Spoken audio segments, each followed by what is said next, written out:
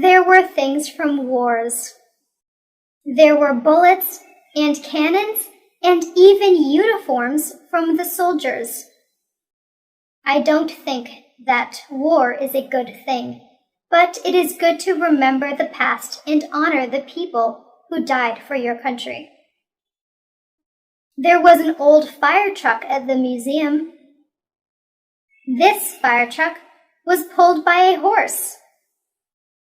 There were some very old photographs of the firemen putting out fires. There were rooms in the museum that were set up like an old house. There were antique irons and sewing machines. The women used to clean the clothes with a washboard. There were no modern appliances back then. I'm glad that we have electricity and modern appliances. The things that we have make life so much easier.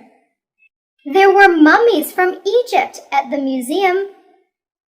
I was fascinated by those. There were artifacts from the Indians. There were arrowheads and cradles that the babies slept in. I tried my best to see everything, but it was almost impossible. The museum is a good place to learn about your past. I tried imagining my grandparents using some of the things that were on display in the museum. The police. My mother always told me that if I got lost, I could go up to a policeman and that he would help me to find my way home. I never did get lost, but I always remembered what my mother told me about the police. I think policemen look nice in their uniforms. I see police officers drive by in their police cars. In my town, we even have police officers on bicycles. Policemen and policewomen have a job that can sometimes be dangerous. They have to catch people who break the law. Sometimes they have to chase people or try to calm them down. To be a police officer, you need a lot of training. It's important to be able to deal with people effectively. A police officer came to our school. He had a police dog with him. The officer showed us how the dog could track down criminals. The dog was very smart. He could even find things that were hidden. Criminals sometimes hide things that they don't want the police to find. The policeman told us that he and his dog were partners. His dog lives at his house with the policeman and his family. Sometimes I see police cars on the side of the road. The police stop people who are speeding or are not wearing their seatbelts. The police officers warn people or give out tickets. Sometimes they even have to arrest people. Police officers are just doing their job when they arrest people. Some people need to be arrested and put in jail to make it safer for the rest of us. Pretending. I'd like to pretend. I like to make up things that aren't real. I use my imagination. I was pretending that I was in a time machine. I set the date for a prehistoric time. I turned on the time machine and it buzzed inward and spun madly.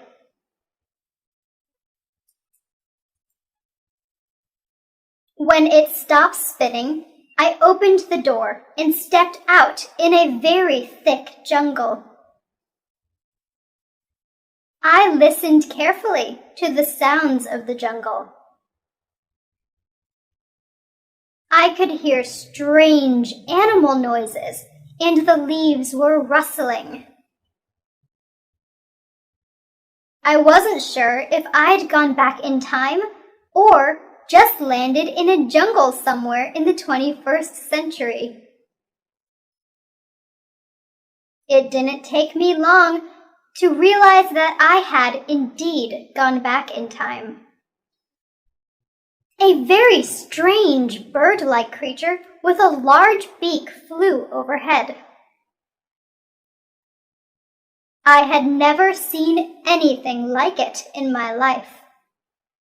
I took a few steps out into the long grass and ferns. I didn't want to go too far away from my time machine.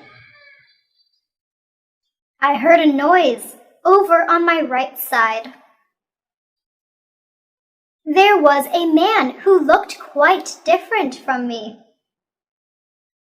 He was dressed in animal skin and he carried a big stick. I didn't want him to see me, so I hid behind a tree. He didn't speak any language that I could understand. He grunted at someone who must have been in the distance. Then I felt the earth shake beneath my feet. I heard giant thumps on the ground as the floor of the jungle shook. The man and the animal skin began to run. I saw why he was running. A giant dinosaur appeared above the tops of the trees. It was bigger than anything that I had ever seen. My heart began to pound in my chest. It was coming towards me. I ran towards my time machine and jumped in. I set the dial for the 21st century. The machine whirled and buzzed. My time machine landed in the 21st century.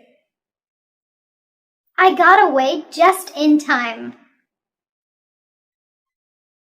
A baby. My aunt just had a baby girl. We went to the hospital to visit my aunt and to see the new baby. My aunt was feeling fine, although she was just a bit tired. She walked with us to a big window that had lots of babies in it. She pointed to a crib with a baby in it. The baby was wrapped in a pink blanket. We all said how pretty the baby was. I couldn't believe how tiny the baby was. She was asleep, so we couldn't see her eyes. When the baby went home, we went to visit her. We heard the baby. She was crying. My aunt said the baby was hungry. My aunt had a baby bottle full of warm milk. She fed the baby with it. The baby was happy after that. My aunt patted the baby on the back until the baby burped, and then the baby fell asleep. I held the baby. I looked at her tiny fingers and tiny toes. I was very careful with her. She opened her eyes and looked at me. I spoke to the baby, but I knew that she could not understand me. Babies have to learn to walk and talk. My aunt changed the baby. Babies wear diapers, so they need to be changed often. The baby has a lot of toys, but she is still too young to play with them. My aunt says that it won't be long before the baby is crawling and trying to talk. Babies are cute. I have seen pictures of myself when I was a baby, and it's hard to believe that I was once that small. A wedding. The church bells are ringing. I am inside the church waiting for my cousin to walk down the aisle. Today is her wedding day. She is a bride. The organist is playing a song on the organ. We all stand up and watch my cousin walk down the aisle. She is arm in arm with her father. She is dressed in a long white dress and a veil. She looks so beautiful. She looks like a princess. The man who she is going to marry is standing at the front of the church. He is the groom. He looks nice too. He is wearing a suit and he has a flower in his lapel. The minister says words to the couple, of which will make them man and wife. The bride and groom smile at each other, but they seem to be a little bit nervous. They give each other gold rings to wear to symbolize that they are married. They kiss each other and walk out of the church as the organist plays joyous music. Some of the people in the church cried at the wedding, but not because they were sad. Everyone in the church is happy for the couple. A photographer takes pictures of the happy couple. We wish them well and look forward to the reception where we will have a dinner.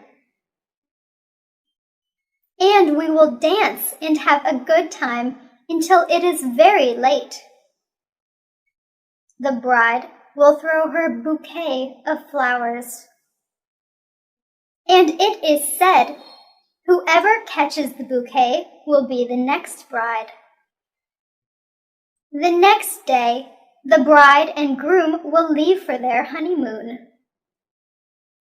My cousin and her husband are going to Mexico for their honeymoon. My dad.